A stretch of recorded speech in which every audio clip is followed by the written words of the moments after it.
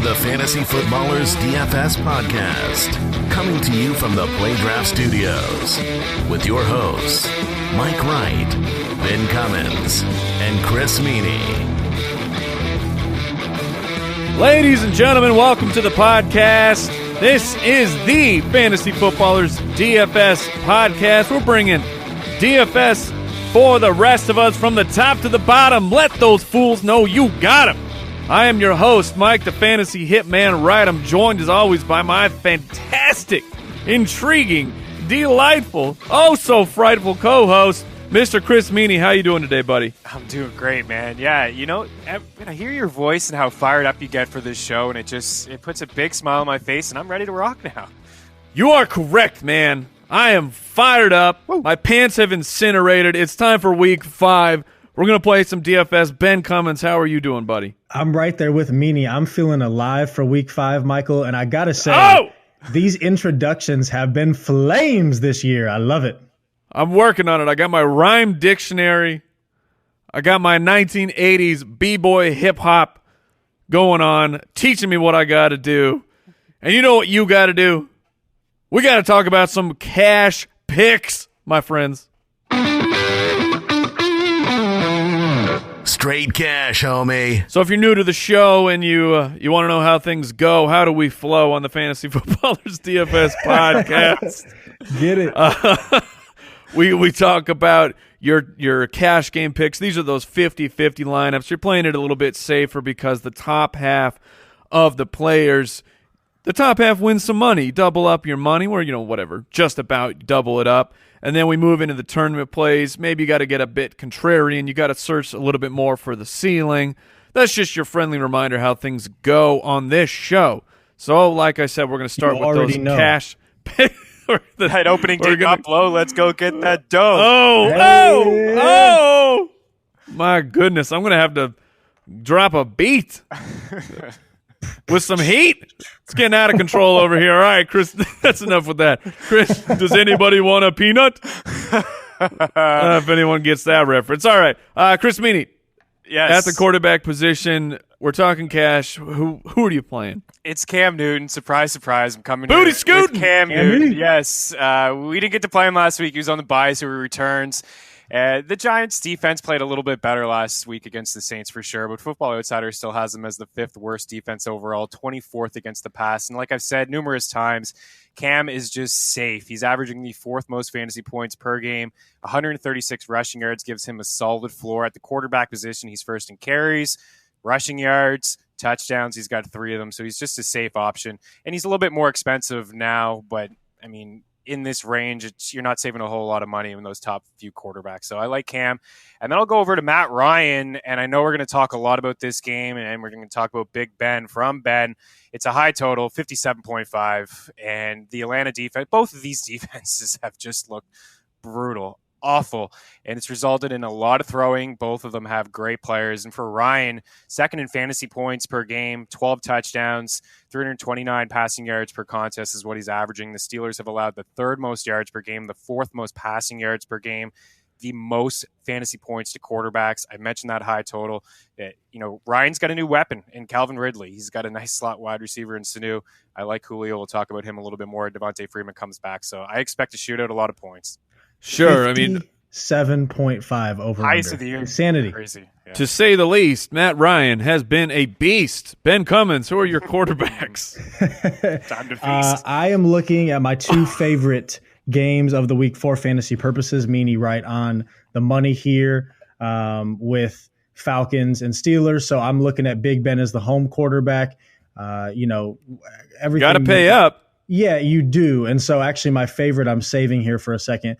But Big Ben makes a ton of sense at home. He actually leads the league in passing yards at the moment, and the Falcons are just so banged up. And the Steelers' defense is not solid either. And so, again, that could facilitate a shootout. The Falcons rank 25th in passing yards allowed per game and 27th in pass DVOA. So super, super solid. But, yes, you do have to pay up. So what I'm actually looking at, my favorite cash game quarterback of the week at the moment is the home quarterback in another matchup that I really like, the Packers at the Lions. And I was really intrigued by Aaron Rodgers, but now Devontae Adams' injury with other injuries in that passing Cobb, core, Geronimo. Yeah, exactly. I'm kind of shying away a little bit because Rodgers isn't 100% himself, and he's a little bit more expensive than Mr. Matthew Stafford, who this matchup isn't super solid because the Packers defense is pretty good, although their cornerbacks are young. And we just know that Stafford's been solid for so long. And this is an offense that facilitates, more passing success. He's got great weapons. It's a game that should, obviously kind of somewhat turn into a shootout. There should be fantasy goodness here. And the cherry on top for Stafford, who's been solid for so long, is that he's only $5,700 on DraftKings, where, if you're not paying for him and you're trying to go cheap, Blake Bortles is in a good matchup, and we'll talk about him in a bit. But Bortles is a little bit more of a risky play regardless and is not at home. So I think that it's the price and the game and playing at home that has me really into Stafford this week. I'm loving the price on Stafford as well. You're talking about 11.4% of your budget over on DraftKings. He's actually a better value over there. So if you're thinking about starting your lineup with Matthew Stafford, maybe you want to shoot it over to DraftKings. And, of course, all of that information is available in the Ultimate DFS Pass, our premium resource for DFS information. All the picks from these fine fellas, tools you can use, game lines. It just a really easy way to break down players you should be targeting and starting your lineups with. I encourage everyone to check it out. That's at ultimatedfspass.com. Moving right along to the running backs. Chris Meaney, who are you interested in? Yeah, I'm going to take a look at the second highest total of the week between the Oakland Raiders and the Los Angeles Chargers. That's at 53.5. Same thing, really, as Pittsburgh and Atlanta. These defenses have not looked good to start. The Raiders are allowing the second most points per game, the third most rushing yards per game, and the ninth most fantasy points to running backs. And Football Outsiders has the rest of DVOA ranked at 28th in the league. And Melvin Gordon has done most of his damage through the air. 78 touches, ranked 7th. His 34 targets and 24 catches, ranked 3rd. We know he's safe. We know when they get down inside the red zone, they're giving him the ball. He's always been top 10 in red zone rushing attempts. And on the other side of the football, Marshawn Lynch, I feel pretty comfortable rolling him out in cash. I've been pretty impressed over the first 4 weeks of the season. John Gruden has made him the workhorse. He's been one of the most consistent running backs to start 2018. He's not priced in that top tier on DraftKings or on FanDuel. There's a little bit of a value on both sites there. 78 touches, tied for the 7th most. His 68 carries, ranked 5th. And he also ranks 5th with 3 rushing touchdowns and 3rd with 300 yards on the ground. And he also has 10 catches on the resume this season. That's right, Lynch catching some footballs. And for the Raiders, they've ranked their offense 2nd in the league. They have the 2nd most yards. It's probably mostly because of their defense. Wow. Carr over 400 yards last week against the Browns. So this defense has been so bad. The Chargers defense has been so bad as well, allowing the 5th most points per game and 25th against the run. I just feel like there's going to be a lot of points, and these backs are going to touch the football a lot. And what I find intriguing, Meaney, real quick about beast mode here is that his opportunities have increased all 4 weeks of the season, opportunities being carries and targets, to the point where he saw 25 of them last week, totaled 157 yards. So a very interesting call, because the Chargers defense, to your point, especially without Bosa, has been not as good as we thought that they would be. So, Ben, we like to hit them high, we like to hit them low. So let the people know which players are good to go. That's exactly what we're doing. I love it. Keep it rolling. And, again, a reminder that in cash, especially, you want to pay up for running backs. And so we are going to hit you high and hit you low, but we've got to remind you of that, because Todd Gurley, I'm not really going to talk about him because we don't need to spend time on him. I think everybody realizes how good of a play he is. That's kind of where you want to be looking. But because he's so obvious, let's look at Christian McCaffrey, who, like Meaney said, the Panthers were on bye last week, so I didn't get to talk about my boy. So now I'm going to bring the noise. So he had to ice up. McCaffrey at home against this Giants defense. Another one that you may think, okay, the Giants D, they're kind of solid. No, they're not, especially against the run. 29th in rushing yards allowed per game this year, 29th in run DVOA. Obviously, McCaffrey isn't Alvin Kamara, but he's kind of a similar player a little. We saw what Alvin Kamara did last week against them. Even TJ Yeldon, back in week 1 when Leonard Fournette got hurt, came in and had success against this Giants run D. They're not good. And McCaffrey is going to be involved no matter what in the run and in the passing games. He's 3rd in the league in opportunities per game with 24. So like literally he checks every box this week, and he will be locked into my cash lineup.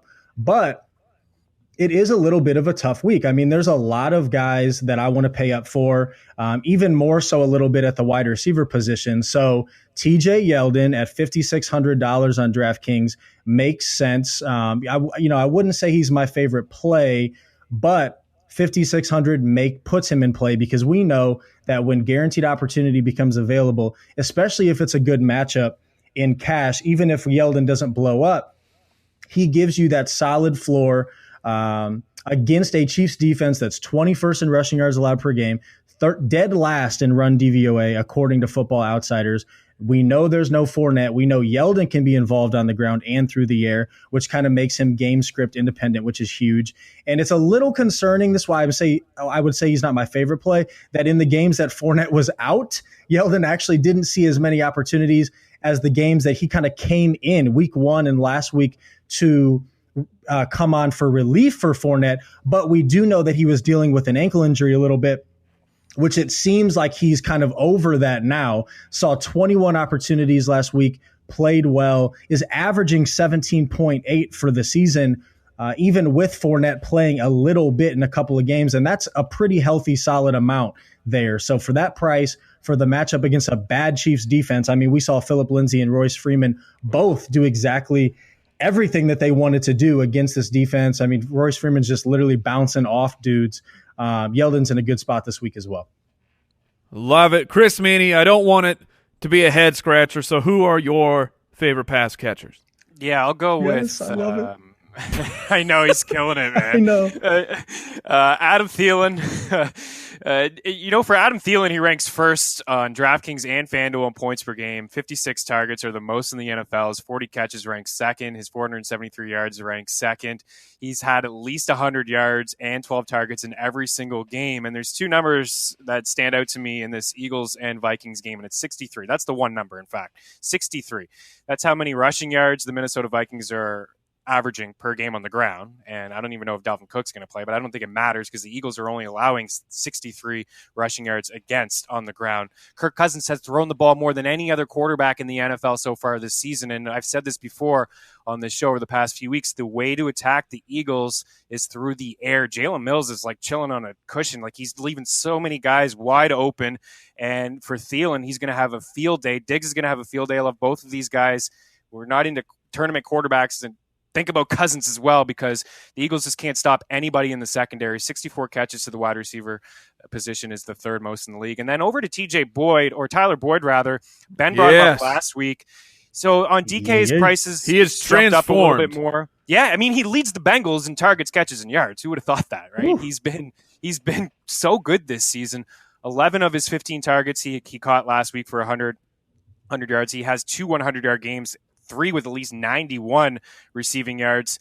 The slot wide receiver position is one of the safest in football. Andy Dalton and Boyd just have a connection right now. His price in DK has jumped up where it's fine. I mean, you get that full point for the catch. He's got 26 of them on the season on 36 targets. On FanDuel, I feel like he's getting a little bit of disrespect because people maybe, I don't know, whoever's making the prices are thinking, well, you only get half a point for a catch. He's the 28th highest priced wide receiver on FanDuel. He's an absolute steal over there. And the Bengals, surprisingly, a 28.5 team implied total. It's the 5th highest of the week. Now, Ben, I'm looking over these names. Yes, sir. You're going to have to work if you're going to make me a believer of that wide receiver. Hit me. All right. Well, I mean, we like our receivers to catch the ball, especially when they get the call. So yeah, generally speaking. It's even better when Wait, so you like guys that catch the ball, so you're going with Devin Funchess?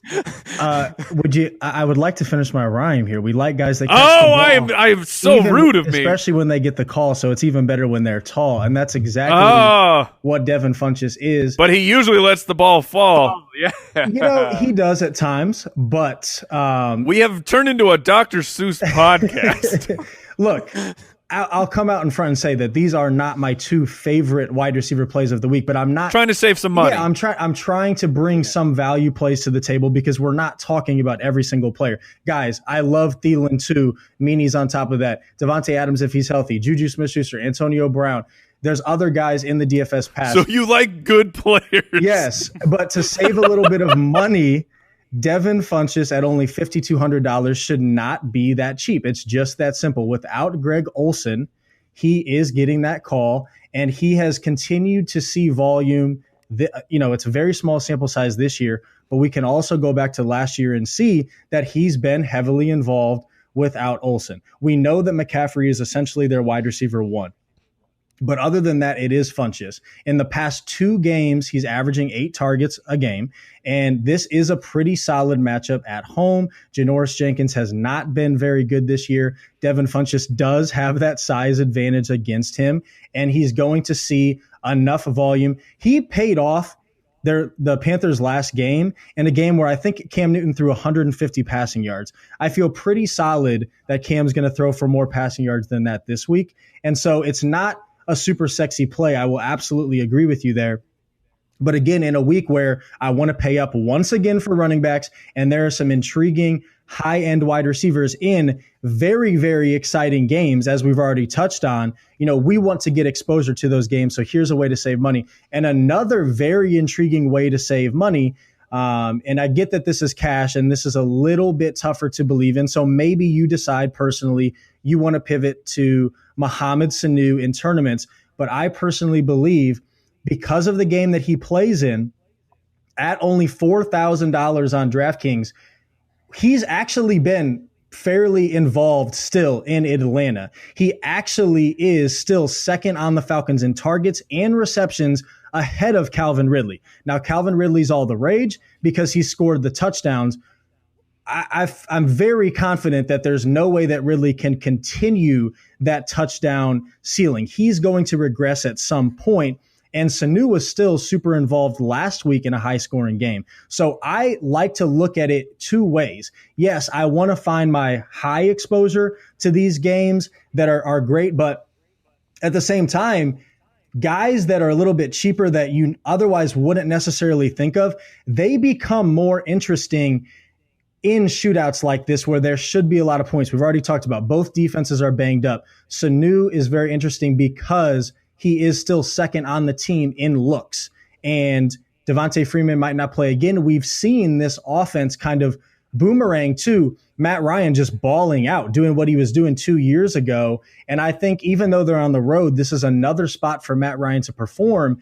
And you're going to have to find a way to save money somewhere. You can't just do it at tight end and quarterback and defense because of how many good plays there are at running back and wide receiver. So Sanu becomes on the map for those reasons. Sanu, more targets, not just more targets and, more snaps and more routes run than Ridley as well. So I like it. Yeah, we like our players to be on the field. I'm with Ben. I know everyone's very excited for Calvin Ridley. But are you excited for Aldrick Robinson? I mean, just because a dude came through with 2 touchdowns, you have to take a look at how that happened and what is the actual probability of it continuing. All right, Chris Meaney, my friend, talk to me about that tight end. Yeah, I can only talk about Ertz so much, so I'll talk about somebody else, I guess. But if you have the money, just pay for Ertz. This guy's awesome. Jared Cook, tight end 1. Yeah. What is going on? This guy, and he's still only 9.6% of your budget. I mean, he's $100 more than Jimmy Graham and Jared Cook. And we're talking about DraftKings. Like, what is happening? I know, and he's in $2,000 cheaper, just about $1,800 cheaper than Zach Ertz. It's ridiculous. Like on FanDuel. So, I mean, he enters tight end 1 in fantasy football. I mentioned the Raiders defense as being so awful, and Oakland having the second most yards per game so far this season. He leads all tight ends, 370 yards. He has 2 100-yard games this season. He only had 2 last year. He comes in with 35 targets, 26 catches, 2 touchdowns, which he scored last week. He leads the Raiders in catches, targets, and yards. And this Chargers secondary, as I mentioned earlier, they're allowing the 10th most yards per game, the 5th most points. So, I mean, Cook, we're all waiting for that stinker of a game to happen, but hey man, like these targets that Crabtree was getting and these other looks, like they're going to Cook, and Carr and Cook they got it going on right now, and I'm not going to ignore it in a high total. And look, I know you're going to talk about him in a second, but with Amari Cooper and kind of a tough matchup there, that could even force even more targets to Cook. It's crazy. I don't know what's happening, but I do know in my league of record, I waited and waited and waited at tight end and continued to get sniped, and I just grabbed Cook late, and it's paid off so far. So let's keep it going, baby. Yeah. All right, Ben. Who's your tight end? Well, play? Everybody knows you don't need pants when you're doing the Vance dance. So no pants for the Vance dance. What we're doing this week, because he is the Mohamed Sanu version at the tight end position. This is the way you get cheap exposure to the Steelers offense, and didn't play for a couple weeks, was banged up. I'm sitting there during training camp and thinking, oh my gosh, I mean, he finally blows up. He has that upside, and now he's not even practicing at all during training camp. Definitely had me weary, but he comes back with a vengeance. I mean, literally stiff arms Chris Conti into injured reserve submission, and then sees 5 targets again last week. And everybody saw Jesse James have success this year too. The tight end position on Pittsburgh is a very interesting one. And over the last 2 weeks, Vance McDonald has seen 10 targets, Jesse James only 2. And if you go back to last year at the end of the year, we know which one of those 2 the coaching staffs wants to utilize as the pass catching weapon. It is Vance McDonald. This amazing fantasy game should increase his ceiling. And he's kind of the Tyler Boyd in a way of like, what we've seen him do over the last 2 weeks, he shouldn't be $3,700.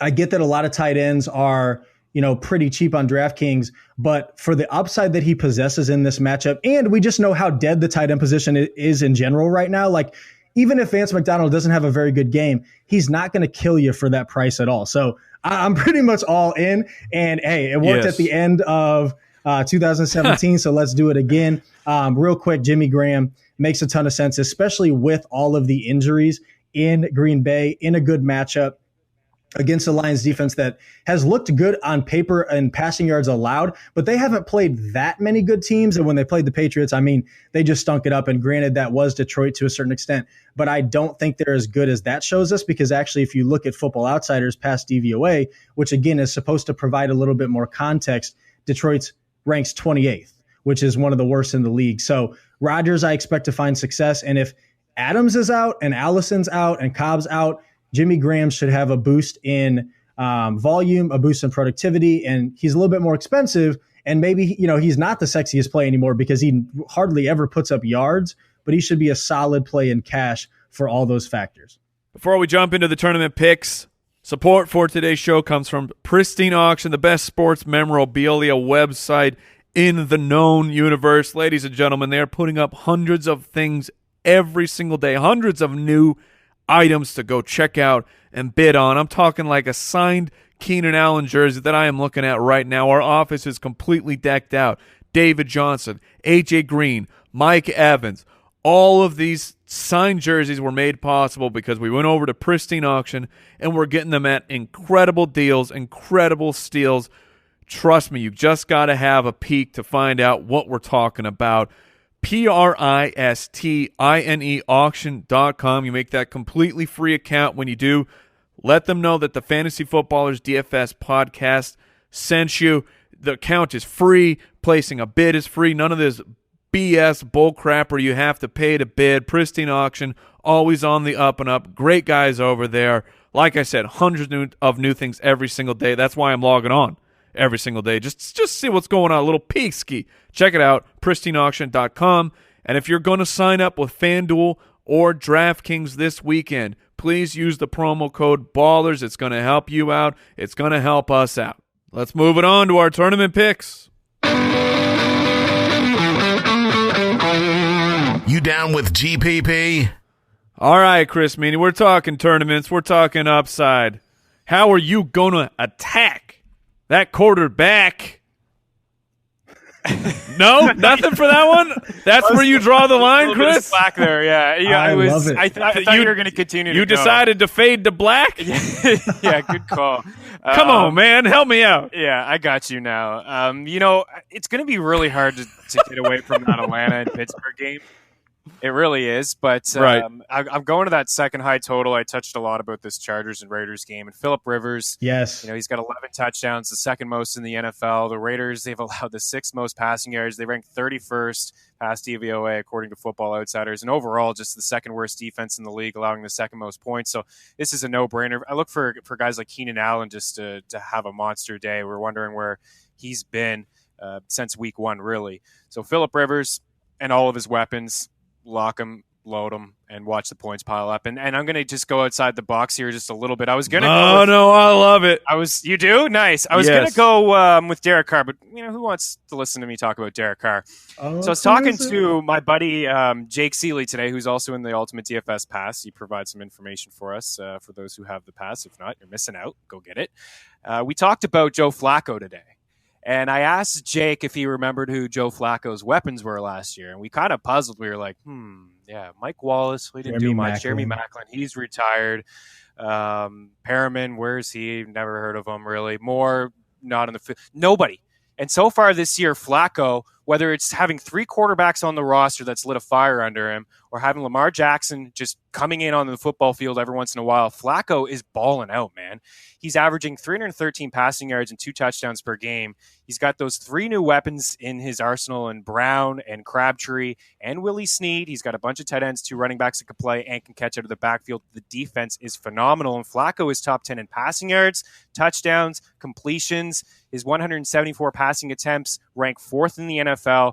The Browns just allowed almost 450 yards to Derek Carr last week, and they've given up the 9th most passing yards per game. And just overall, Cleveland has allowed the 8th most yards per game. So Baltimore, I'm just looking at the pace of play. They run 74.8 plays per game. That's the most in football. Over on Football Outsiders, you look at some of their pace stats, and it discards plays when the score differential is greater than 10 points in the first half, plays when the score differential is greater than 8 points in the third quarter, plays in the fourth quarter overtime. It really just kind of looks at plays. It's a neutral game. Yes, exactly. And if you go look over there at just the amount of plays that they run, 24 seconds per play, that's the third most. And then in a neutral situation, a tie score close to it, they're running plays at 27.55 seconds, 27 seconds per play. That's the second highest mark in football. So They are not only just chucking the football, but they're doing it quickly and efficient.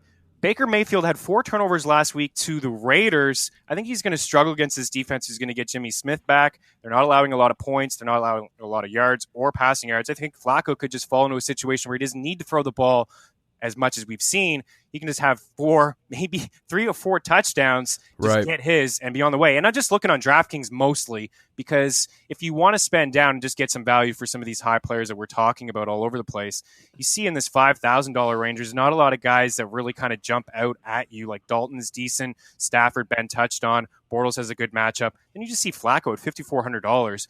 Putting Flacco in your lineup lets you do a lot of nice things. And we'll talk about it a little bit later on.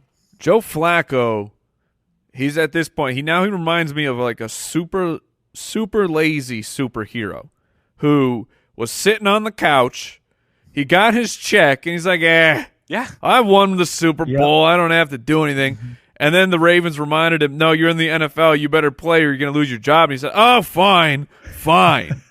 Yeah, and he does have that look on his face a lot, but man, he looks different this year. He looks motivated. And I said those weapons, he's never, like, besides that Super Bowl year, Bolden, and they've had some players on that team. But this year, I mean, he's got some weapons. And last year, he had nothing to work with. Yeah, John Brown is really paying off as a free agent signing for the Baltimore Ravens. I'm listening to all of this, and all I keep thinking is, okay, so just continue to play John Smokey Brown. Yeah, of course. Sure. Yeah. All right, Ben, who you like at the quarterback position? I alluded to it earlier. Blake Bortles is in this spot. Now, I definitely think, I get that the matchup is so good that I'm sure some are going to consider him a cash. I just think that he's more of a tournament player. He's thrown for under 200 yards twice this year and then over 300 yards twice. And, Fournette being out should, in theory, increase the upside here, but we did not see that a couple weeks ago against the Titans. Granted, the Titans are looking really solid, and this matchup is really good. Now, they are on the road, and the Chiefs are a tough place to play, but the Chiefs are so bad, and we continue to want to attack this defense. They're literally dead last in passing yards allowed per game. They rank 30th in pass DVOA. We know Bortles can provide a little bit with his legs, which not only can increase his floor, but can increase his upside as well. The problem with him in general and mostly in tournaments is we don't know who to stack him with, but it's always worth a chance to, pick and choose which wide receiver you want to play. And I have kind of a thought on that here in a little bit. But also, I don't think anybody should scoff at playing Jared Goff this week because I'll tell you why. Now, they played on Thursday night and they went absolutely insane. 465 passing yards, 5 pass touchdowns. We all love to praise Sean McVay, myself included. He's amazing. But Jared Goff looked absolutely unbelievable. And I think with some of these amazing fantasy games that we've been talking about this week, it's going to be easy for people to overlook Goff. Especially, I still think there's a little bit of Seahawks allure where it's like, oh, okay. Yes. And it's in Seattle. So all of those factors. But at the end of the day, you look, and I should also say, if you look at Seattle's numbers against the pass, on paper, they actually look really good. So it's like, wait a minute. Okay, I guess Seattle's a little bit, they're just Seattle, like even with all these injuries. But let's take a second to look at who they've played. Case Keenum, Mitch Trubisky, who, yes, he just blew up last week, but it took him 3 weeks to get to that point. Dak Prescott and Josh Rosen. They have not played a quarterback the caliber of Jared Goff and an offense the caliber of the Rams. And we know that Earl Thomas just got hurt last year. Take him off the field. They really have nobody left from that Legion of Boom. This is a secondary that can be attacked. Jared Goff in one of the best offenses, if not the best offense in all of football. That is a recipe for high upside. And again, those factors that I threw out there, I think kind of low ownership percentage, even though I don't know if that's necessarily what it should be. So he's intriguing in tournaments for me. Let's talk about the running back position. Chris Meaney, throw out a couple options for us. Yeah, I go, kind of outside the box here a little bit too as well. David Johnson is somebody I think that you can get. David Johnson's outside the box now? Yeah, he is, because the team averages 9 points per game. Like, they're not very good, and we've only seen one good game from David Johnson. Like, he is good. He's awesome. Like, don't get me wrong. I'm not saying that he's not a great football player. I think you are. But last week we saw, the old DJ, and I think it's because they hung around in that game against Seattle. DJ had a season-high 22 carries, 26 touches. He also totaled a season-high 71 rushing yards and 41 yards through the air, 20-plus touches, 100-plus yards. That's DJ that we knew in 2016. And this game as well, I think Arizona is going to be able to hang around with the 49ers. They've allowed the 6th most points per game, the 8th most points to running backs as well, fantasy points that is. So I think he can hang around. He can get some touches. I feel like they finally realized that we need to get the ball to David Johnson. Part of that is the quarterback change, I think. Yeah, competent quarterback really helps. Yes. Absolutely. And then the other running back is Deion Lewis. And Deion Lewis's price, I think just too low. This could be a Derrick Henry game. If they get into Buffalo and they get up, maybe he starts to show us something. But for me, I have to go Lewis.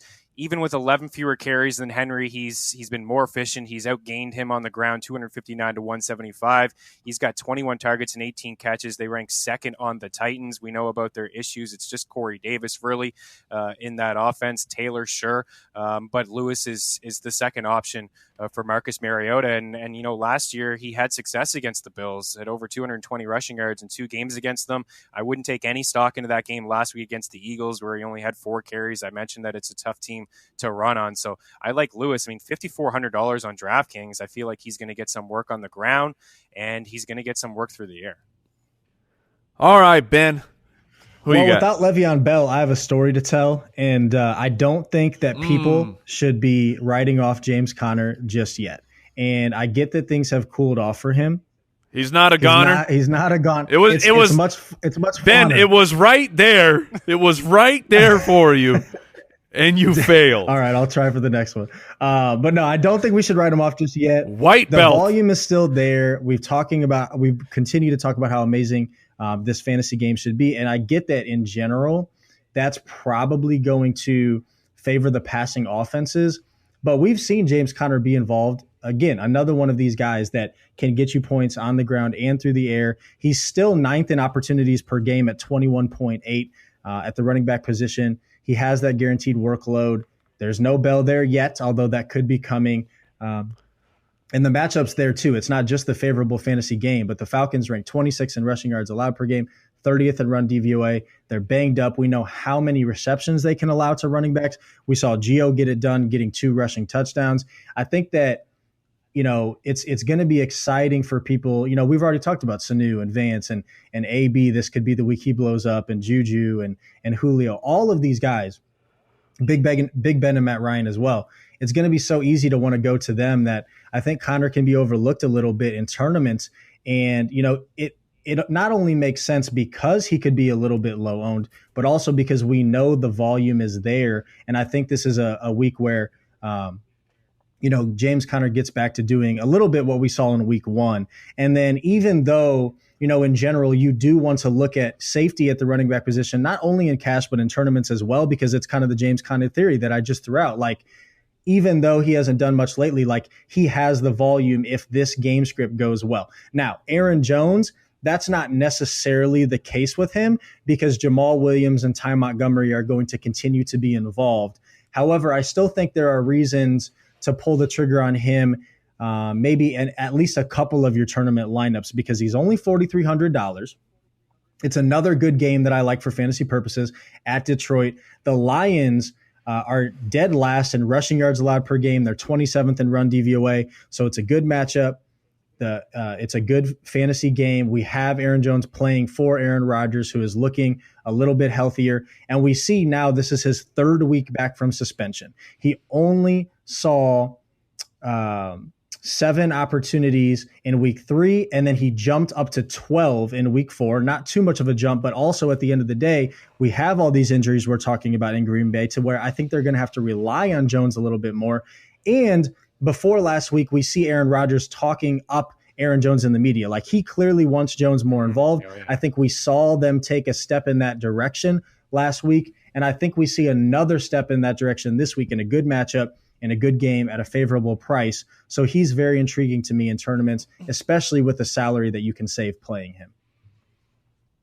Chris Meaney, talk to me about some wide receivers here.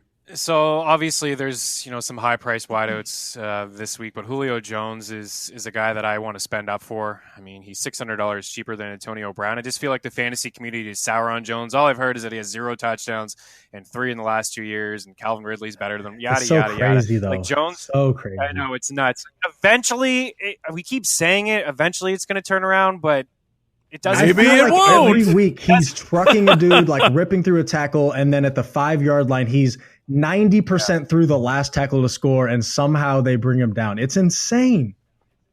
And he's not even on the field when they get inside the red zone. We've seen that numerous times. Like, it's super frustrating, but at the end of the day, he has 46 targets, the 4th most in football. His 29 catches, ranked 6th. He has 502 receiving yards. That's the most in football. He's got 5 grabs in each game. This matchup, we've already touched on it so many times, but just a reminder that the Steelers are allowing the 3rd most yards per game, the 4th most passing yards per game, and the 3rd most fantasy points to wide receivers. And just to the wide receiver position in general, 888 receiving yards. It's the 2nd most in football. They've given up 7 touchdowns to them, so maybe he can find a way to get inside the end zone. I'm playing him.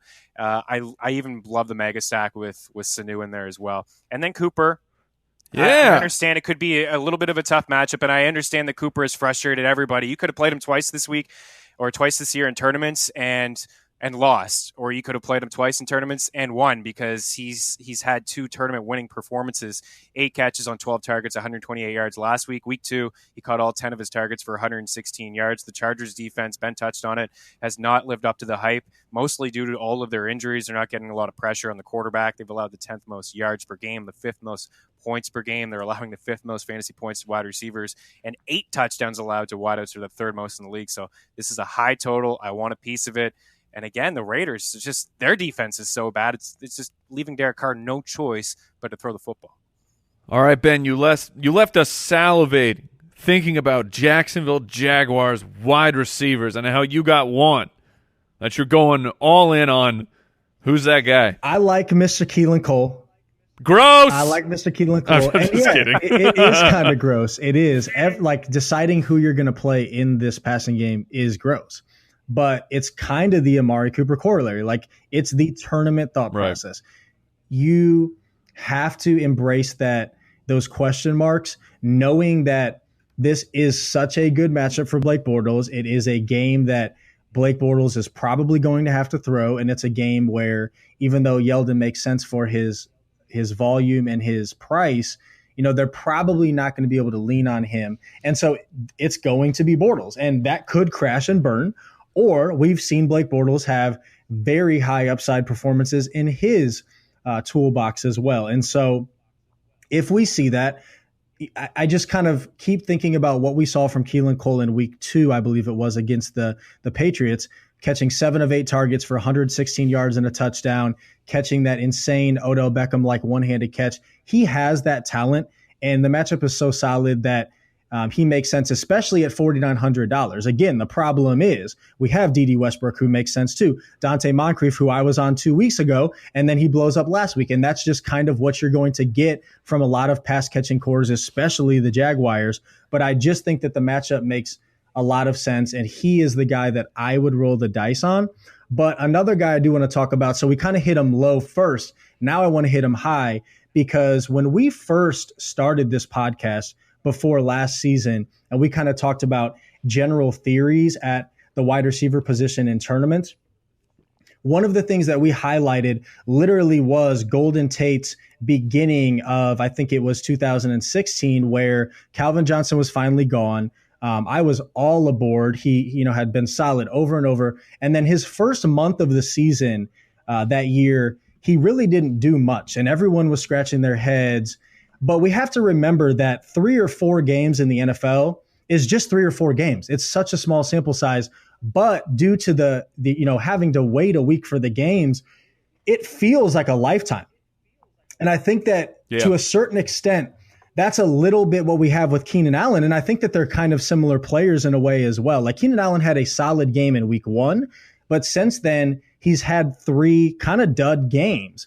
But Meaney's already talked about how he loves Phillip Rivers. I'm all aboard as well. Very good matchup. Love that they're at home. The Raiders, 18th in passing yards allowed, kind of middle of the pack, 24th in pass DVOA. They can be beat. And I just think that Keenan Allen in tournaments especially makes a ton of sense as a pivot off of AB, Julio, and Juju, who, I think are going to come in at very high ownership percentages, and rightfully so. But in tournaments, you want to find those kind of contrarian pivot plays. And I think Keenan Allen costs some money, which is another reason why he'll probably go somewhat low owned. But I can see just a boomerang week where he has 9 for $120 and 2 touchdowns, and that could be huge in tournaments.